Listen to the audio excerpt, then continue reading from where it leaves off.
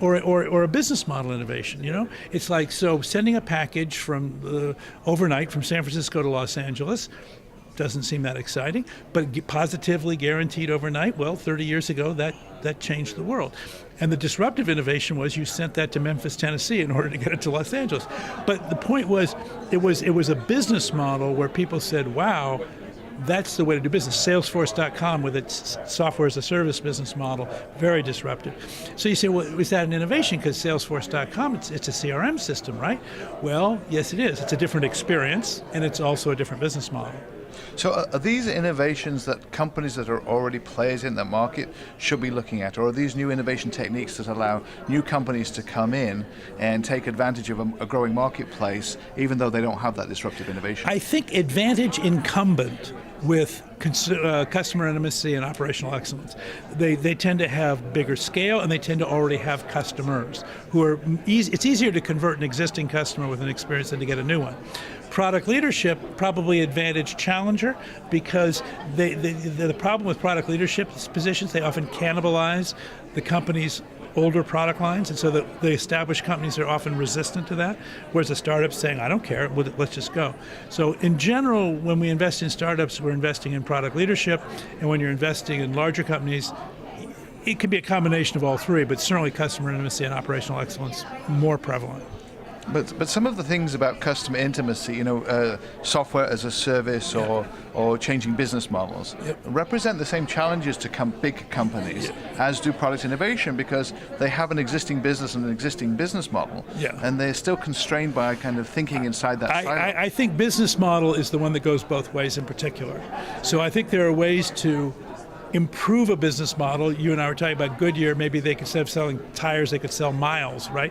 And yet people as long as they're getting a return on their tires, they'll probably be okay. It's really a payment mechanism from their point of view. So those are, let's call those continuous innovations. They're not disruptive to the existing margin model, whatever. And then there are disruptive business models, which Google's disruptive thing of, we'll give away the software and monetize it as advertising. Totally disruptive to Microsoft's business model. And that's something that's very hard for Microsoft to emulate for all the reasons you just implied.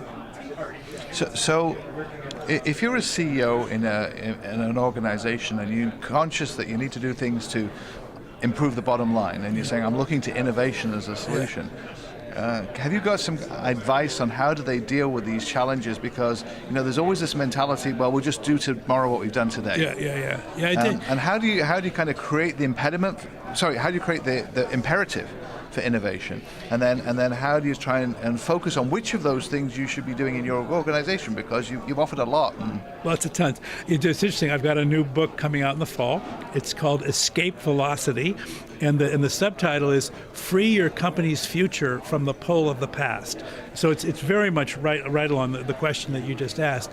And it's a book full of stuff. But part of the thing is getting into category, getting your company. Often your existing book of business is in legacy categories.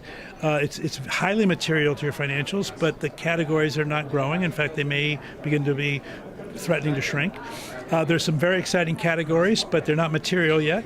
And what these companies struggle with is, how can I put valuable sales resources on very high cost of sales businesses that aren't yet big, when every quarter I have to report out my earnings to my shareholders. And that's at the very core of the problem. So figuring out how much you can afford to do that. What those companies do traditionally, as you just said, is they tend to take that little bit of money that they can spend there and then give it to like 20 different things. That won't work. So you have to make big bets. And so how do you know what bet you should make as opposed to the other 19? Often it relates to what we call your crown jewels, which is, what are the core assets your company has that you believe can genuinely differentiate yourself for the long term. And if you can put your innovation dollars behind your crown jewels in a new category, and then put people think it's an R&D problem. It's not an R&D problem. It's a sales and marketing and servicing problem, because those are the resources that have to make the current quarter, but they're also the resources that it takes to grow a new business. And that conflict, people have not acknowledged that conflict properly, which is part of what the new book hopefully will help them do. Thank you. You mentioned the issues of this kind of cycle of outsourcing. As people are trying to improve their bottom line, they're going to more outsourcing and they're creating more. But outsourcing is a challenge on a business because it kind of goes across the boundaries of the business and all of the transaction cost issues and management issues come. Yes.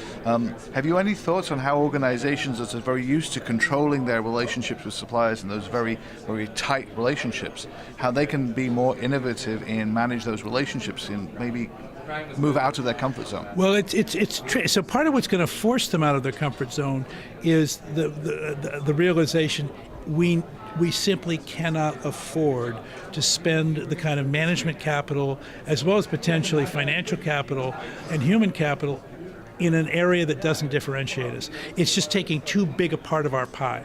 So that's what drives you to even consider the risk, because it's scary, particularly if it's a mission critical. Manufacturing is mission critical, right?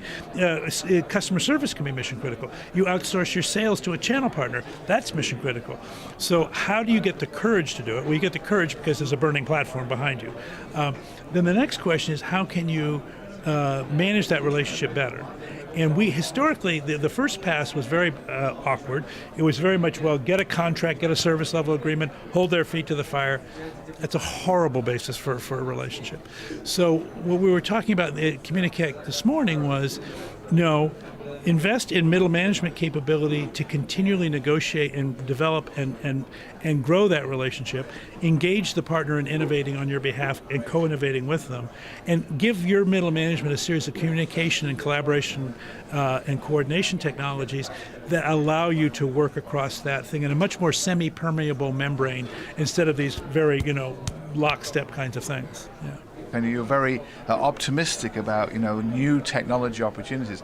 I wonder whether you could kind of just highlight one or two of those things that you think are going to be the big opportunities that people sitting either in big companies now looking to modify their businesses or looking at starting up businesses, areas that they should pay attention to. I think the thing that the shaping gradient is, I think we're probably 15 years into at least a 30-year transformation of the planet by the internet. We might be halfway, but if you think about how the internet transforms anything it touches, it hasn't touched everything, and even the things it's touched, many of them it hasn't touched very deeply. By the time this is over, it will be like oxygen. It will be totally permeating everything. So what that means is every business and every form of entertainment, every form of both culture and economics is going to be touched by this. And so the technology demands, every time you touch it, it's like it just sends off technology demands all over the place. So, I mean, whether they're in the infrastructure, whether it's in the security layer, or and all this hacking that's going on in the world that's terrifying, with smart grids for electricity and, the smart healthcare and just wherever you go, it's like, oh my gosh. So I'm hugely optimistic about the amount of demand. So then the question is, where's the supply come from? And there I think Canada and the United States and other developed economies, we really do have to use our ability to innovate as our differentiation, because if it's just scaling science, there's a lot of folks that will be able to scale science in developing economies, and not very imaginatively. We talk a lot about, oh my God, China's got 750,000 engineers and we're graduating 75. I'm sorry, those are not what we would call, certainly Waterloo wouldn't call those guys engineers.